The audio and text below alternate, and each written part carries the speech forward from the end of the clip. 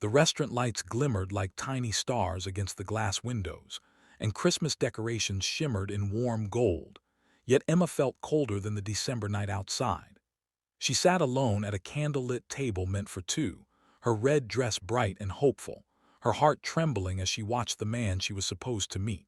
Her first Christmas blind date in years. Stand up, shake his head with an apologetic smile she couldn't fully hear or understand, and walk away. She saw his lips move, offering some excuse, but she understood enough to know he had decided she wasn't worth the effort the moment he realized she was deaf. Her hands froze around the edge of her napkin as she tried to steady her breath, wondering why kindness always felt like something she had to earn in a world that saw her as incomplete. If you believe kindness and second chances can change a life, please like, comment, share, and subscribe to Soul Tale. Your support helps us spread more heart-touching stories. Emma stared down at the empty seat in front of her, the untouched glass of water and the Christmas wreath reflections dancing across the table's surface. She had spent hours practicing her signing introductions in the mirror, rehearsing how to tell her story confidently without seeming too much.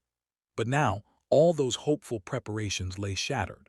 Around her, the restaurant hummed with joyful families, soft holiday music, and conversations she could only sense, not hear. Every sound existed like a distant world she was locked out of. Yet she stayed seated, blinking back tears, refusing to let her vulnerability show in a room full of strangers who might either pity her or pretend she wasn't there. She lifted her gaze only when she noticed two small figures approaching, twin girls dressed in white holiday dresses with red ribbons tied neatly around their waists. They moved with a kind of shy excitement only children carried, glancing at her, then at each other. Emma wasn't sure why they were walking toward her, and she instinctively wiped her eyes, hopping not to scare them. The girls stopped beside her table, smiling with innocent curiosity, and then, to Emma's shock, they raised their little hands and began signing slowly, carefully, as if wanting to make sure they did it right. "Can we join you?" they signed, their tiny fingers forming imperfect but beautiful shapes that hit Emma like a burst of warm light after a long winter. For a moment she couldn't breathe. She looked around, confused, searching for their parents, and that's when she saw the man standing a few steps behind, the same man who had been watching quietly across the room. He wasn't the date who rejected her. He was someone else entirely. A tall man in a simple beige shirt, eyes gentle and almost hesitant, as if he wasn't sure whether to approach or let the girls handle the moment. He nodded toward Emma with a kind, reassuring expression, giving her the space to decide. But the truth was, the twins had already cracked open the loneliness she had sealed herself inside. Emma nodded, smiling despite her tear-stained cheeks, gesturing for them to sit. The girls giggled and hopped onto the chairs beside her as if she had invited them into a magical world. Their father came over slowly, signing a greeting as well, modestly, a little awkwardly, but sincerely. Emma realized he knew enough sign language to communicate, even if not fluently. He explained, through signing, gestures, and a small notepad he carried, that his daughters had learned basic sign language at school as part of an inclusion program. They loved practicing whenever they met someone who signed, always eager to make others feel welcome. As the minutes passed, Emma felt the heavy weight inside her chest begin to fade. The twins told her, signing in adorable, clumsy motions, about how excited they were for Christmas, how they loved the decorations, how they were trying to learn more signs so they could talk with their hands like magic. Their father smiled as he watched his daughters shower Emma with the kind of warm acceptance she had spent her whole life longing to feel from adults. Here, with two little girls who didn't see her as someone broken, everything felt possible again. The man introduced himself by writing his name on the notepad, explaining that tonight wasn't supposed to be anything special, just a simple dinner with his daughters. But when they saw Emma alone, they insisted they needed to do something.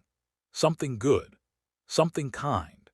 Emma's heart softened at the thought that children who barely understood the world had more compassion in them than so many grown adults she had met. She found herself signing comfortably, laughing silently, and feeling seen in a way she hadn't felt in years. As the evening unfolded, the three of them, Emma, the twins, and their father, shared food, scribbled on napkins, exchanged hand signs, and built a moment that felt like it belonged in a storybook. The father wasn't trying to impress her, wasn't uncomfortable with her silence. He simply existed beside her, patient and gentle, making sure she never felt left out.